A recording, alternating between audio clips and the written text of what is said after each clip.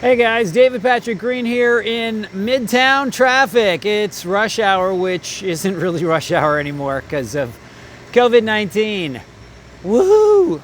Weird times we live in. Anyway, guys, as always, I'm going to beg and implore you to like, share, and subscribe, and click the bell for notifications. Leave comments, questions, and suggestions in the comment section below, because without your input, I got no output. You get it? And if you subscribe and share, then Google says this guy must know what he's talking about. And if Google thinks I know what I'm talking about, then they will promote more of my videos and more people will become educated and won't be left in the dark like most actors are. And I know you think, oh my gosh, I don't want other actors to come out of the darkness. I just want to be the only one. But guess what, guys? You have no competition with other actors, okay? There's nobody like you, and you just got to focus on being as you as possible and celebrate and share rather than, being selfish and keeping all of yourself to yourself. Okay, so today's video is going to concentrate on literally the worst thing that actors can do in their acting careers, and that is to get ideas, okay? What do I mean by ideas? You mean I should stop writing that script? I had an idea about an invention. Is that what you're talking about, David?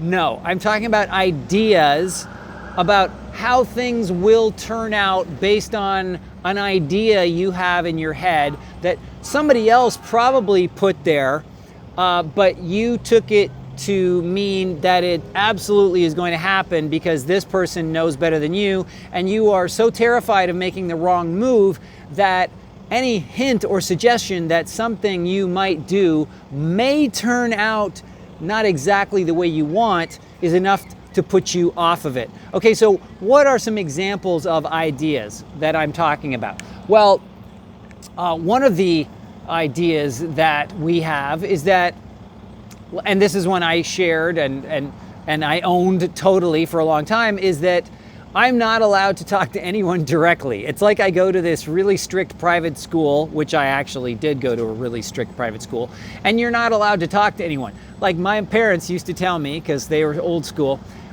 children should be seen and not heard. So basically, don't speak until you're spoken to, right? It's like, we'll call you. That is the prevailing attitude, but it isn't based on any truth. It's based on what people have told us, and we have never bothered to find out if it's true or not. And the funny thing is, you can't even prove that something like that is true or not because it has no inherent truth or untruth, okay? To say something like that is true means that every time you do it, it's going to give you the same result. So let's say the idea is that if you approached a casting director, they are going to blacklist you, meaning they are going to make sure that everybody that they know never hires you ever again in your entire life. And not only will that particular casting director do that, but all casting directors would do the same thing if you called them up on the phone. And I'll give you the worst case scenario, okay? And then I'll work back to the best case scenario. The worst case scenario is that there may be a casting director that you approach one day, maybe you walk into their office, maybe you call them on the phone or whatever, and they respond incredibly violently to you, like, what are you doing here? You should never visit a casting director's office. You should never come to my office. Who are you? You're nobody. You're nothing. And you feel awful, right? They make you feel terrible. And then you leave. What do you think they're going to do after that? Do you think they're going to go, gosh darn it, I'm going to get on the phone and email and social media, and I'm going to tell everybody I know to never hire this actor?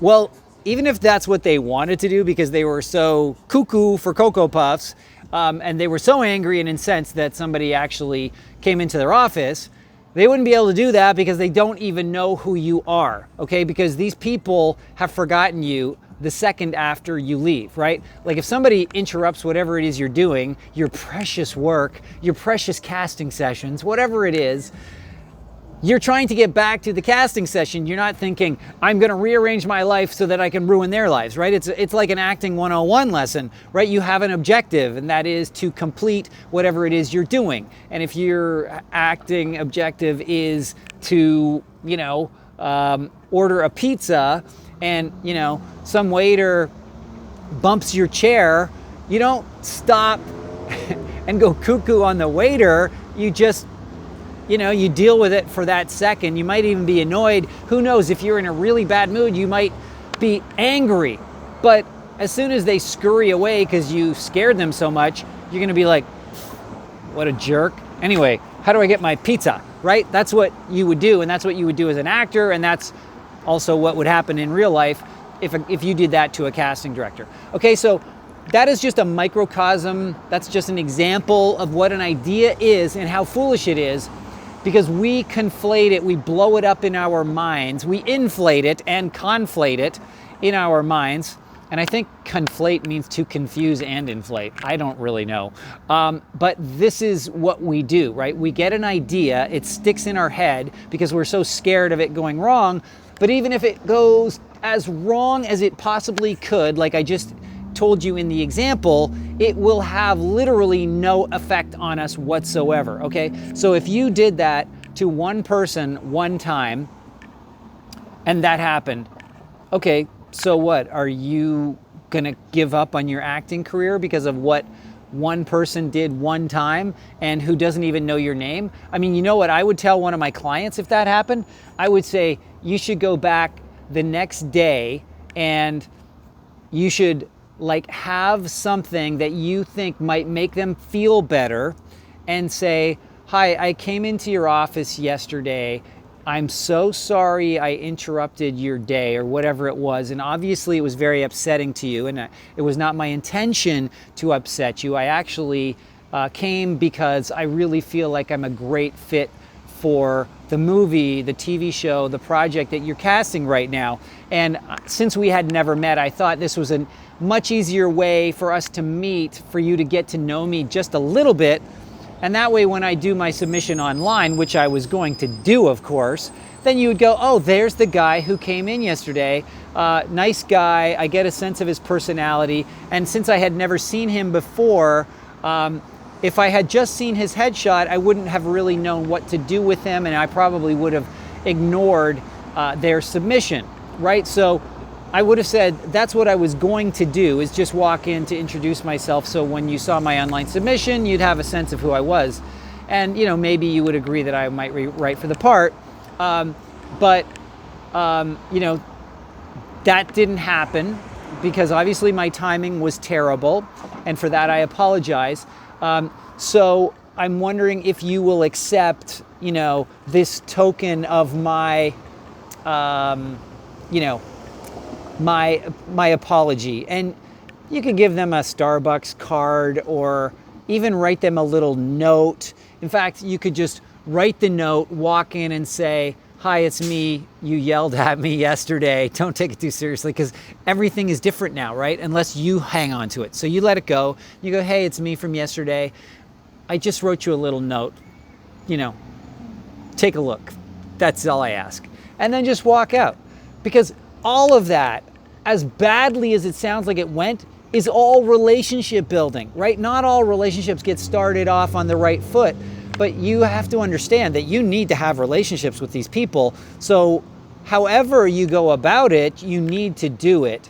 And however you go about it is a great way to do it, because it's going to work in the long run, right? If you don't give up at the first sign of trouble. So that's really important. You don't go running to your mother every time something bad happens to you.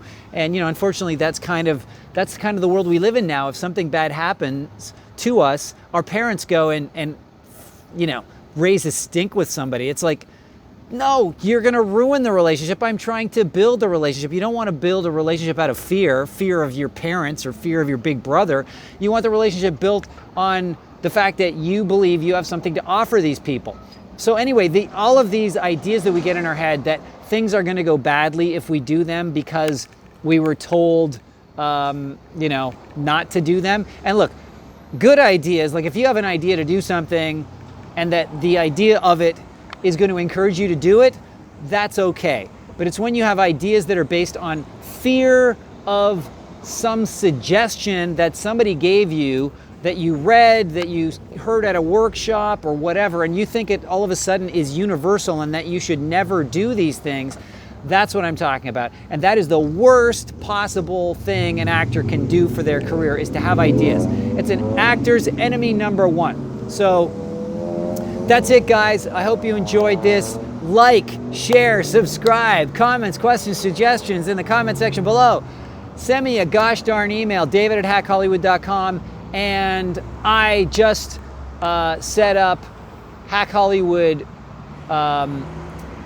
what is the term I'm looking for? Apparel on Teespring. So look up teespring.com/store/Hack Hollywood and get yourself a Hack Hollywood t-shirt. I will talk to you soon.